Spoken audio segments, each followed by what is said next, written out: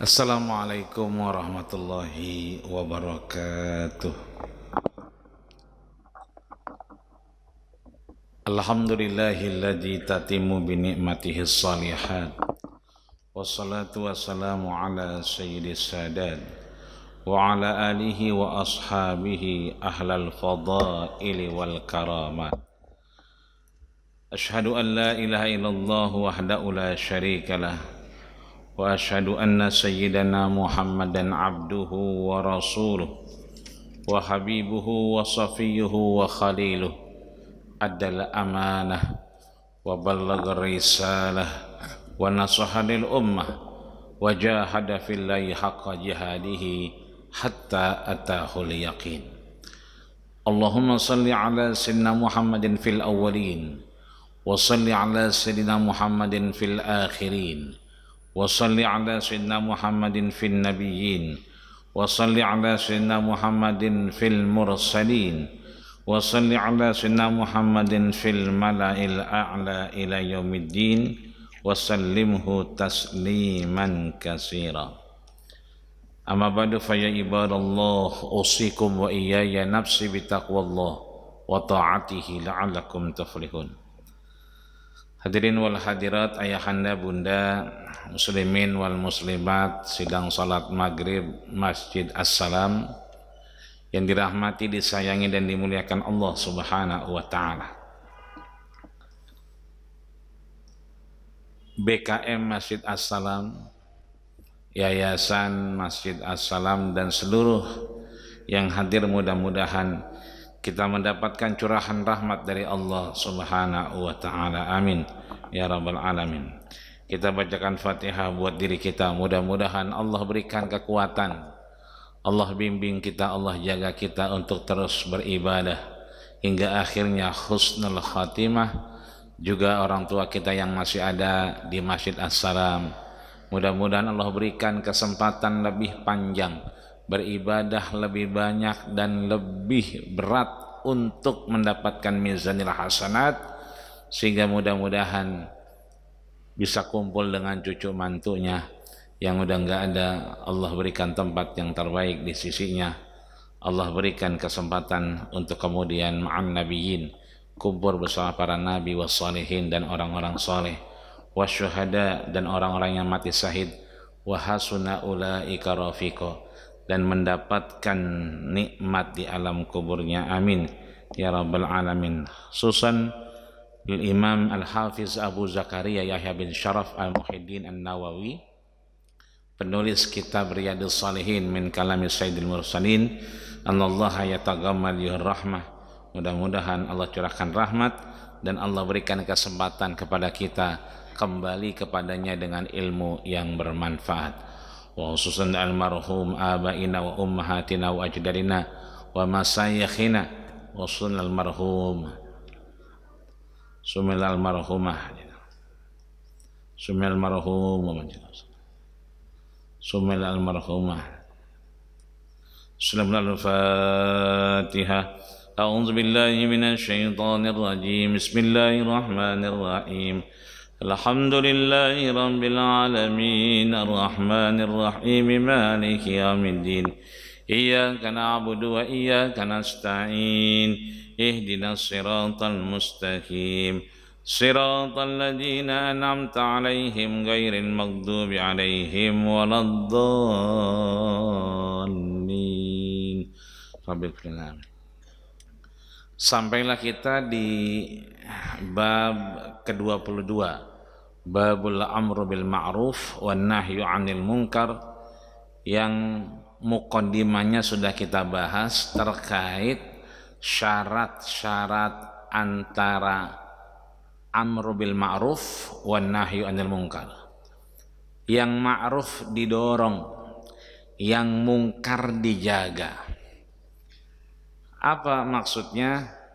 Anak udah bisa ikut bapaknya maghrib berjamaah, terus didorong bahwa jemaah lebih baik dan seterusnya. Kadang anaknya bercanda berisik, bapaknya suka bilang bercanda mulu nih, sana ke masjid, akhirnya anaknya ke masjid, bapaknya nggak ke masjid. Ya. Tapi begitu anak kita ke masjid, ini kita dorong. Ini namanya al-amru bil ma'ruf. Meskipun bercanda, meskipun warawiri, tapi kita dorong mereka qalbuhu muta'alliqun bil masajid, mulai terpaut dengan masjid. Bacaannya sudah mulai bagus, Qur'annya, maka didorong paling tidak Al-Fatihahnya sesuai makhraj hurufnya, sesuai ilmu tajwidnya. Kalau perlu kita panggil, kita suruh baca, karena nanti dari lidahnya yang akan membacakan kita suratul Fatihah. Anak kita mungkin sudah TPA, sudah ummi, sudah kiroati, bahkan sudah banyak dapatnya. Tapi kan kita belum pernah sering mendengarkan bacaannya. Maka boleh juga pulang dari sini kita dorong anak kita untuk kemudian baca di depan kita, berdoa di depan kita, Rabbighfirli wali walidayya warhamhuma kama rabbayani shighara. Maka dari syarat-syarat yang sudah disampaikan, ada ayat yang disampaikan Allah Subhanahu wa taala, ditautkan oleh Imam Nawawi, dimunculkan oleh Imam Nawawi. Ada dua, yang pertama adalah surat Ad-Duha,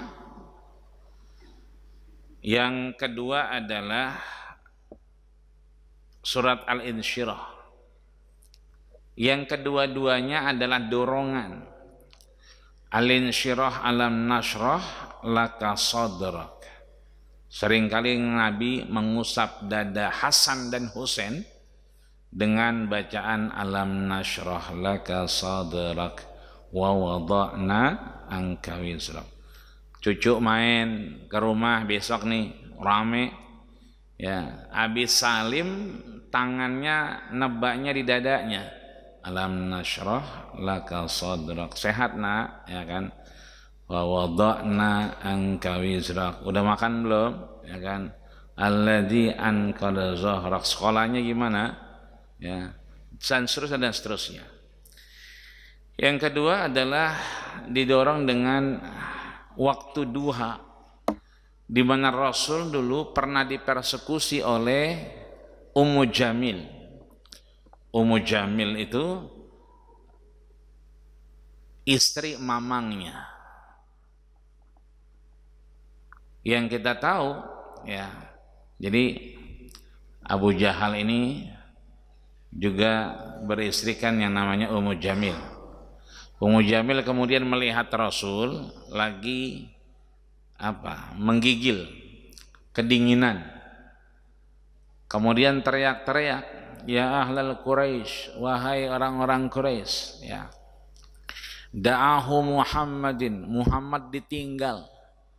Muhammad ditinggal Tuhannya, Muhammad ditinggal CS-nya, ditinggal Jibril alaihissalam. Karena waktu itu 6 bulan tidak turun wahyu. Maka ketika Ummu Jamil sedang mempersekusi Rasul, mencemooh Rasul dengan ditinggalkannya Rasul oleh Tuhannya, ditinggalkan Rasul oleh malaikat Jibril CS-nya, maka turunlah ayat ma wadda'aka rabbuka wa ma qala. Tidaklah aku tinggalkan, ma wadda'aka, aku tinggalkan engkau Muhammad, wa ma qala, dengan apa yang mereka cemoohkan, dengan apa yang mereka katakan, dengan apa yang mereka hinakan. Ini artinya bahwa kalau sudah ma'ruf, mendorong kebaikan, maka Allah sudah siapkan yang namanya tempat di sisi Allah Subhanahu wa taala dengan jaminan ma wadda'aka rabbuka wa ma qala. tidak akan pernah Allah tinggalkan. Meskipun keadaannya kurang nyaman, meskipun keadaannya tidak begitu menyenangkan, maka Rasul terminologinya mau senang mau nggak senang tetap mengucapkan alhamdulillahirabbil alamin. Kalau senang hati kita sesuai apa yang kita mau, alhamdulillah tatimmu bi ni'matihis shalihat. Maka segala puji bagi Allah, semua yang kita dapat ini mudah-mudahan jadi amal saleh. Tidak baik, tidak nyaman, enggak sesuai, alhamdulillah ala kulli hal. Terima kasih ya Allah segala apa yang kau putuskan. Kemudian ada surat At-Tahrim disebutkan, ya ayyuhan nabi lima tuharrimu ma ahallallahu lak. Wahai nabi, maksudnya di sini adalah baginda kita Rasulullah sallallahu alaihi wasallam. Lima tuharrimu ma ahallallahu lak. Lima, kenapa tuharrimu kau haramkan ma ahallallahu hak, sesuatu yang sudah dihalalkan. Jadi enggak mungkin yang namanya haram itu haram, halal itu halal. Ini air putih halal apa haram, Mbak? Halal apa haram? Halal kata kita. Tapi kalau air putih ini mohon maaf tiba-tiba ada di ruang kerja kita, tiba-tiba ada di ruang tamu kita yang biasanya nggak ada air putih, saking ausnya ada air di resepsionis kantor kita, di luar panas tiba-tiba masuk ada air putih, mungkin dingin, kata kita wah rezeki anak soleh ini, dari luar panas masuk ketemu air dingin atau air putih yang kita nggak tahu itu punya siapa, dari mana datangnya, dan apa hukumnya. Kalau zatnya jelas halal, suci mensucikan, tapi hukumnya kita ketika kita gunakan itu berbalik menjadi haram. Karena apa? Kita nggak tahu punya siapa, dari mana datangnya. Ya. Tapi kalau udah airnya ada di meja sini, ya, apalagi, nah ini sudah bagian, kira-kira ini adalah air kita. Seperti kemudian ada di hadapan kita. Inilah yang kemudian disebut dengan al-halalu bayyinun. Yang haram itu, yang halal itu jelas. Wal haramu bayyinun. Yang haram itu jelas. Wa ma bainahuma, antara keduanya umurun mustabihat, remeng-remeng abu-abu. Maka enggak mungkin Allah sampaikan dalam surat At-Tahrim, ya ayyuhan nabi, wahai nabi, ya. Khitabnya adalah baginda kita Rasulullah sallallahu alaihi wasallam. Lima tuharrimu ma ahallallahu lak. Kenapa kau haramkan, tuharrimu ma ahallallahu lak, sesuatu yang sudah dihalalkan olehmu? Maka ternyata Rasulullah sallallahu alaihi wasallam kalau pagi itu ada namanya Hafsah, istri Rasul. Hafsah ini asal ketemu Nabi pagi, dia bawa ajwa, bawa korma yang kalau kita makan 7 butir, kata Nabi, itu menghindarkan diri kita dari sihir, orang nggak senang di kantor, orang nggak demen di jalan. Itu kalau makan 7 butir, yusahir, melepaskan dari yang namanya sihir atau kekuatan lain di hadapan Allah Subhanahu wa taala. Makanya ajwa. Nah, ajwa ini seringkali kalau subuh Hafsah ngasih. Kira-kira nih, kalau istri ngasih korma ke suaminya, nyium tangan nggak kira-kira ini? Nyium tangan nggak, Pak? Ya, cium tangan ya. Cium tangan ngasih korma. Berarti kan kalau cium tangan, maaf, wanginya, minyak wanginya Hafsah nempel nggak di tangan Rasul? Kira-kira nempel ya. Nah, hari itu jatahnya Rasul di tempatnya Aisyah, bukan di Hafsah.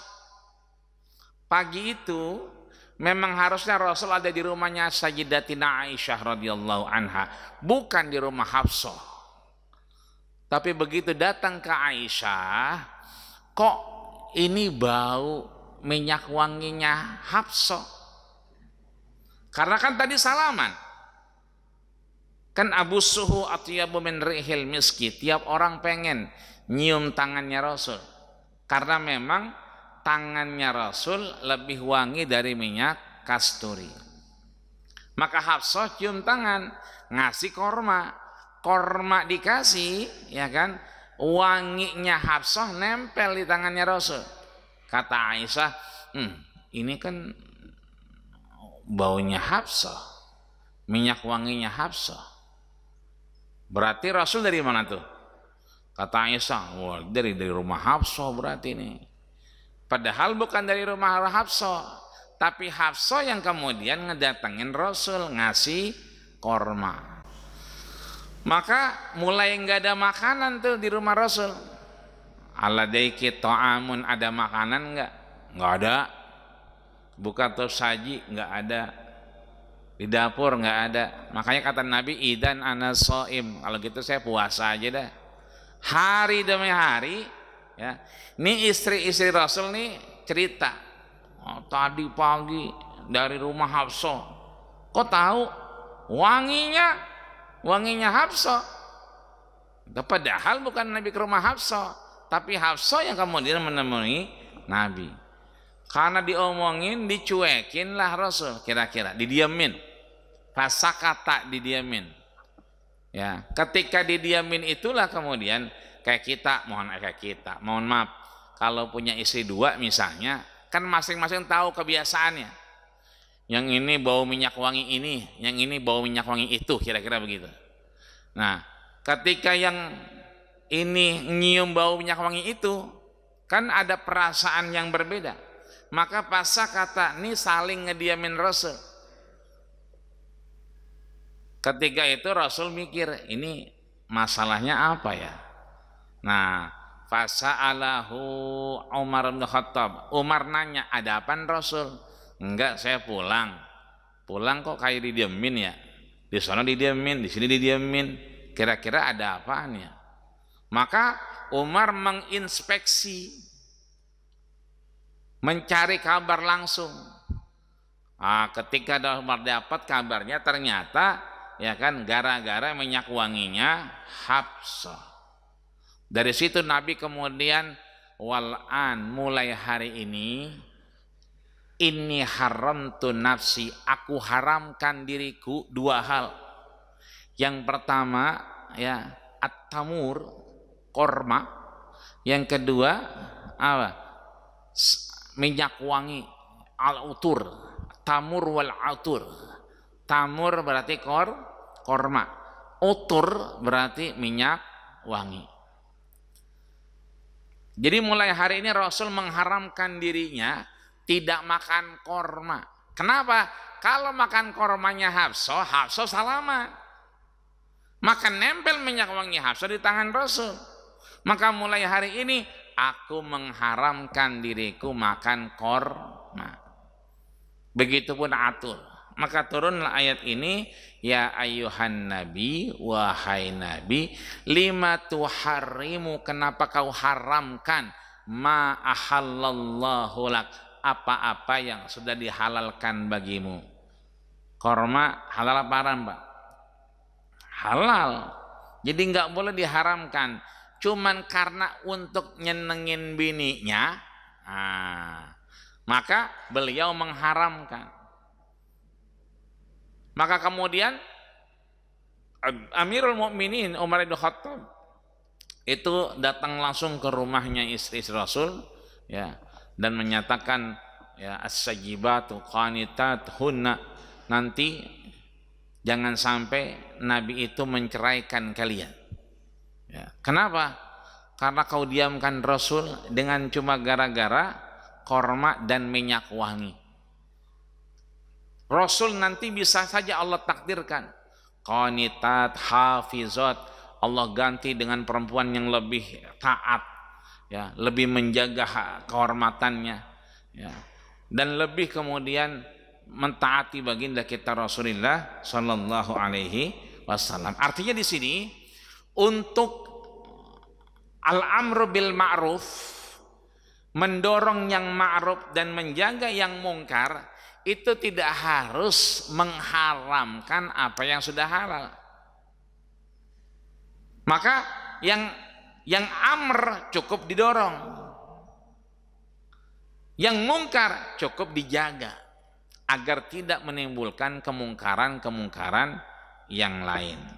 Inilah maksud bahwa pasal dan abad yang ke-22 adalah kita didorong untuk mendorong kebaikan dengan catatan yang baik tetap menjadi baik, dan ketika mafsadat tidak mengharamkan apa yang kemudian sudah dihalalkan Allah Subhanahu wa ta'ala. Maka dari Abu Walid Ibadah bin Samit, ada sahabat Nabi namanya Ibadah bin Samit radhiyallahu anhu, semoga Allah Subhanahu wa ta'ala meridhoinya. Qala, dia berkata, bayna Rasulullah sallallahu alaihi wasallam, Rasul kemudian membaiat kami, mengingatkan kami, meneguhkan kami dengan apa? Dengan alasan ta'ati fil usri wal yusri, untuk mempertahankan ketaatan fil usri wal yusri, baik dalam kemudahan maupun kesulitan. Satu riwayat, Nabi masuk, begitu masuk itu banyak tali yang diikat antara tiang dan tiang masjid. Kalau kita udah nggak ada tiangnya nih, ya. Jadi ada satu masjid di mana Rasul masuk Masjid Nabawi, itu antara tiang dengan tiang itu diikat dengan tali. Maka Rasul nanya, limanil hada, ini punyanya siapa talinya? Sahabat bilang, fa'wali Ruqayyah, itu punyanya Ruqayyah. Satu lagi bilang, bukan, itu punya Zainab. Maka riwayat yang paling kuat itu adalah punyanya Zainab. Untuk apa diikat? Ini tiang-tiang. Fa'idha qamat bisaliyah, dia ingin terus tegak beribadah. Fa'idha taibat, kalau dia letih, lelah, ngantuk, dia juga enggak jatuh. Jadi sahabat itu sampai ngikat tangannya dengan tali di antara tiang-tiang Masjid Nabawi. Agar apa? Agar kemudian begitu dia ngantuk, dia enggak jatuh. Artinya di sini Nabi mengingatkan ketaatan itu fil yusri wal usri, baik dalam kemudahan maupun dalam kesulitan, tapi tidak memudahkan dan tidak menyulitkan. Maka tali-tali itu kemudian diminta Rasul untuk dibuka, dilepas. Maka Rasul menyatakan, faida taibtum farkudu, kalau kalian ngantuk, letih, lelah, capek, maka istirahatlah, tidurlah. Tidak usah kemudian dipaksa ngikat badan di tali untuk kemudian tidak jatuh saat sholat di hadapan Allah Subhanahu wa ta'ala. Inilah yang namanya yusrin wal usri, dalam keadaan terjepit maupun dalam keadaan lapang, tetap kemudian kita taat kepada Allah Subhanahu wa taala, namun tidak memberatkan dan juga tidak memudahkan. Ala asarin alaina wa ala alla yunasi'ul amru ahluhu, untuk kemudian tidak berketerusan dalam perselisihan. Jadi kalau ada berselisih paham, ya, maka tidak diteruskan. Illa antabarru kufran biwajibin indakum, kalau diteruskan maka akan menghilangkan keimanan kita di hadapan Allah Subhanahu wa ta'ala. Wa alla an taqula bil haqqi ainama kana la tukhalifu fillahi, maka sesungguhnya kebenaran itu hanyalah milik Allah Subhanahu wa ta'ala. Kita tidak pernah diberikan SK untuk menentukan ini benar atau salah. Al-Imam Ibrahim At-Taimi, seorang alim ulama besar yang yujawiru bainal jawami, pergi dari masjid yang satu ke masjid yang lain, beliau selalu menyatakan, inni la ara nafsi mukadziban, sesungguhnya aku melihat diriku ini seperti orang yang pendusta, pembohong. Artinya apa? Ketika hati ini menggerakkan untuk beribadah, aku belum mengerjakan ibadah. Ketika gerakan ini mencontohkan satu amalia, aku belum melakukannya. Maka beliau menyatakan, ini la ara nafsi mukadziban, sesungguhnya aku di hadapan Allah ini pembohong, pendusta. Kenapa? Hanya bisa menyampaikan dan belum bisa mengaplikasikan. Ya. Al-Imam Ibnu Mulaikah juga menyatakan, adraktu salasina sahabiyan, aku belajar dari 30 sahabat Nabi yang ketemu Nabi, yang hidup sejaman sama Nabi, yang kemudian mata alal Islam, matinya beriman dan berislam di hadapan Nabi. Ini artinya bahwa beliau menyatakan orang-orang itu, sahabat-sahabat Nabi, wala arahum imanuhum ka imani Jibril, aku nggak pernah ngelihat imannya itu seperti iman Jibril. Artinya dia nggak pernah ngerendahin orang, nggak pernah merasa lebih baik dari orang lain. Itu artinya bahwa dorongan-dorongan kebaikan-kebaikan, al-amru bil ma'ruf, jangan sampai ada indikasi kita merasa lebih baik dari orang lain. Merasa soleh boleh, pengen soleh boleh, tapi merasa lebih soleh dari orang lain, ini yang nggak dibolehin. Kita pengen ibadah ningkat, jamaahnya nggak putus-putus, 40 hari misalnya, boleh nggak? Boleh. Ya. Pengen arba'in kayak di Madinah, silahkan. Pengen soleh harus, merasa soleh bagus, tapi merasa lebih soleh dari orang lain, ini yang enggak diperkenankan dalam agama kita. Maka disebutkan di sini, ya, wal asaratu al ikhtisas bil mushtarakah wa qad sabaqa bi annaha biwajibin, bahwa ketemu antara al-amru bil ma'ruf dalam satu kesempatan itu menjadi kewajiban kita sebagai seorang mukmin yang beriman di hadapan Allah Subhanahu wa ta'ala. Ada kesempatan, maka kita kemudian al-amru bil ma'ruf, mendorong menjadi ma'ruf, ya. Misalnya ini lagi musim nikah misalnya, ya, seringkali pernikahan hanya didasari dengan pernikahan.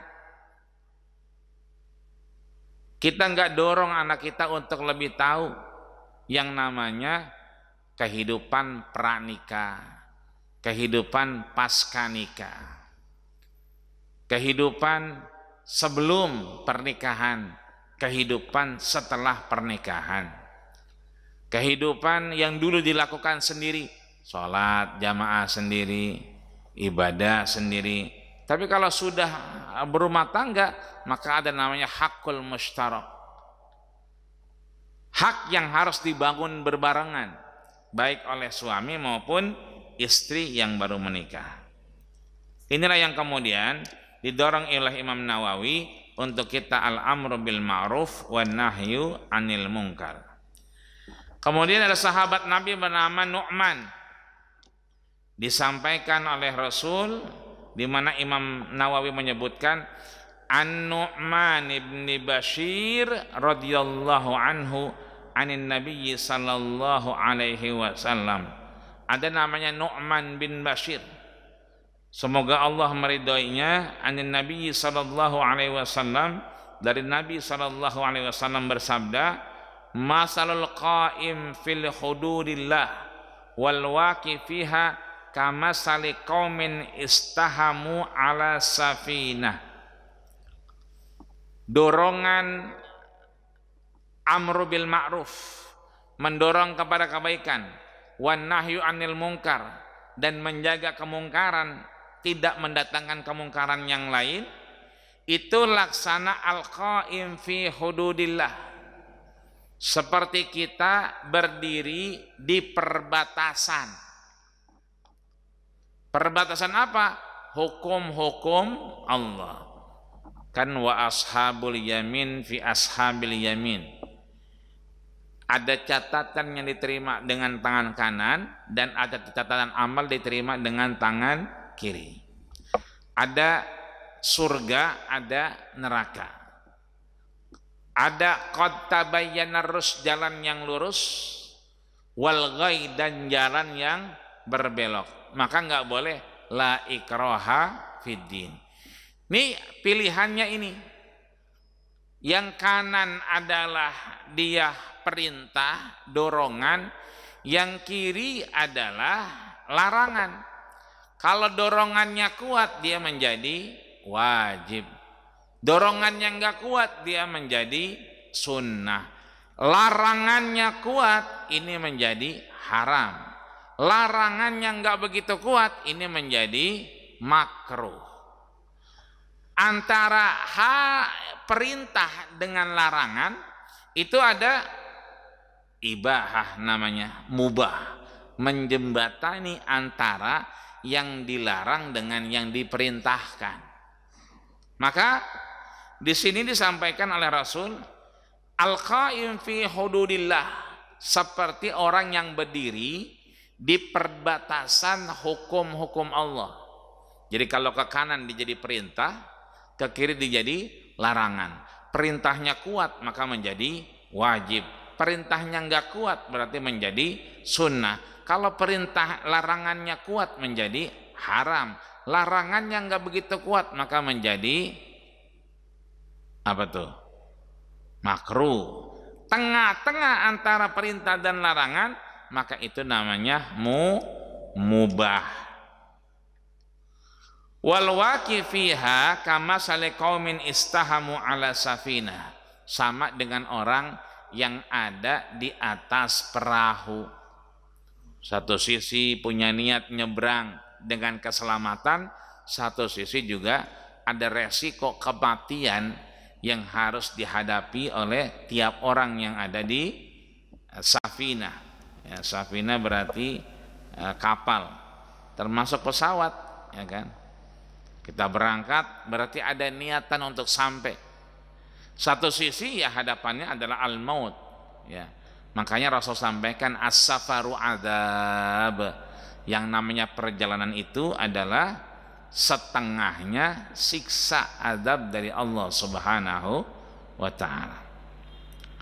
Qala ba'duhum aslafaha wa kana alladhi fi aslafiha idza istaqamu fil ma'i murru ala man fawqihim faqalu law anna kharabna fi nasiman kharqan lan tu'di fawqiha fa in karahtumuhum wa ma daku halaku jami'an.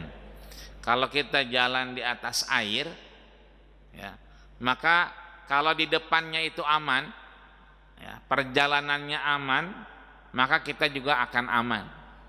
Tapi kalau di depan kemudian ada air, yang depan terpeleset, maka otomatis kita juga harus lebih bersiap-siap untuk terpeleset. Mundur nggak mungkin, maju iya, tapi proses al-amru bil ma'ruf itu memberikan informasi, memberikan arahan, meskipun ini tidak baik, tapi menjaga ketidakbaikan itu agar tidak mendatangkan kejelekan yang lain.